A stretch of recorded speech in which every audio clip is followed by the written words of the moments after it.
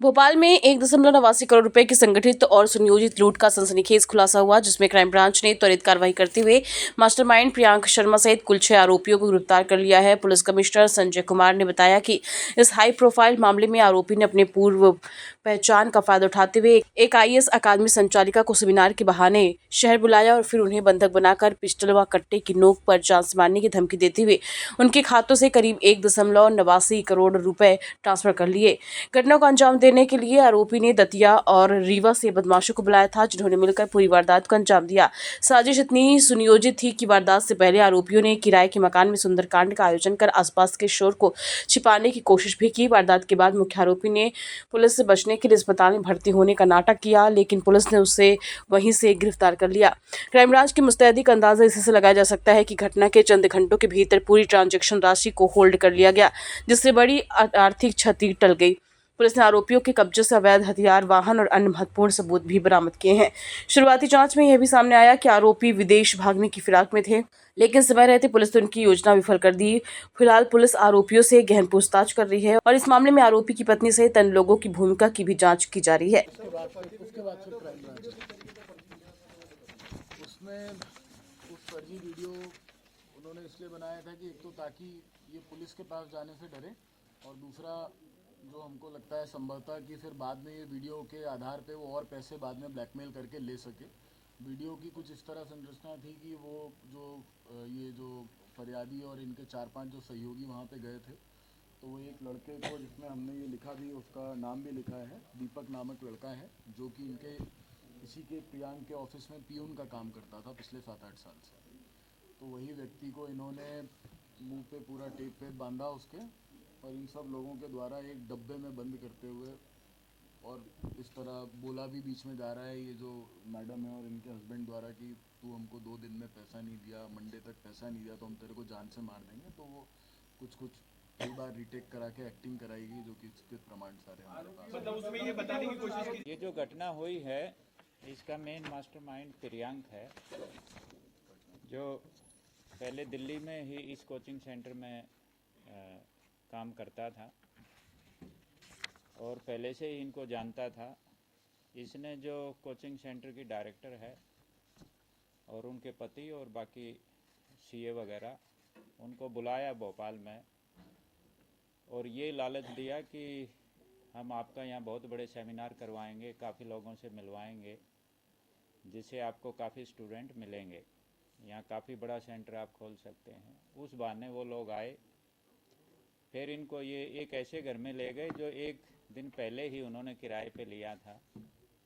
जैसे ये उस घर में गए तो उसमें काफ़ी मुंह पर कपड़ा बांधे हुए लोग थे और उन्होंने इनको डरा धमका के पिस्टल की नोक पर अपने अलग अलग खातों में 1.89 करोड़ रुपए ट्रांसफ़र करवाए और एक झूठा वीडियो भी बनवाया डराते हुए, जिसमें कि भाई ये आगे कहीं शिकायत ना कर सकें एक व्यक्ति को कि ये पिस्टल के नोक पे उसको किडनैप कर रहे हैं, एक बॉक्स में बंद कर रहे हैं। जैसे ही पुलिस को खबर लगी तो डीसीपी क्राइम और उनकी टीम ने तत्काल एक तो अकाउंट होल्ड करने की कार्रवाई की, तो कोई भी पैसा जो है ना जिन अकाउंट में गया था वो अकाउंट होल्ड किए गए और कोई भी पैसा नहीं निकल पाया। अब वो पैसे को, पूरे के पूरे पैसे को वापस फरियादी को वापस करने की प्रोसेस जारी है। वो सारे पैसे उनको मिल जाएंगे और इसमें हमने मेन आरोपी को, जो बाद में एम्स में भर्ती हो गया था बहाना बना के, बाद में फिर उसको गिरफ्तार किया गया। पूछताछ में उसने पूरी घटना कबूल भी की। अभी हमने 6 लोगों को इसमें गिरफ्तार कर लिया है। एक संदेही के तौर पे है और एक फरार है जिसकी तलाश जारी है। क्या गिरोह बना के सर ये सब कुछ करते थे, जिस तरह से आप बता रहे हैं 6 आरोपी पकड़ा है, 2 फरार हैं? अभी जो हमने गिरफ्तार किए हैं उनके पुराने रिकॉर्ड अभी हम देख रहे हैं। अभी पुराने रिकॉर्ड तो हमें नहीं मिले हैं। बेसिकली ये पूरी घटना जो इसमें मास्टरमाइंड है, इसी के द्वारा ये घटना की गई है और कुछ लड़कों को इसने अपने साथ लिया पूरी घटना को अंजाम देने के लिए। तो अभी हम ये गिरोह नहीं कह सकते क्योंकि पिछले कुछ अपराध हमारी नॉलेज में नहीं आए हैं, अगर इन्होंने किए होंगे तो अभी कुछ ऐसा नहीं कहा जा सकता। प्रियांक करता क्या है, दूसरा दिल्ली से इसके तार कैसे जुड़े फरियादी दिल्ली में भी इस तरह की घटना को दिया है, लोग पहले भी नहीं, अभी इस तरह का कोई तथ्य सामने नहीं आया है। सर यूपीएससी की तैयारी कर रहा था ना आरोपी जो हाँ, पहले 2019 में। अब यहाँ पे सेंटर चला रहा है। और अभी क्या कर रहा था संचालित करने के लिए लोग आए थे। अभी क्या कर रहा था सर, बता दो कर दी कि यूपीएससी की तैयारी कर रहा था, उसका यहाँ पे उसने यूपीएससी के लिए क्लासेस शुरू की।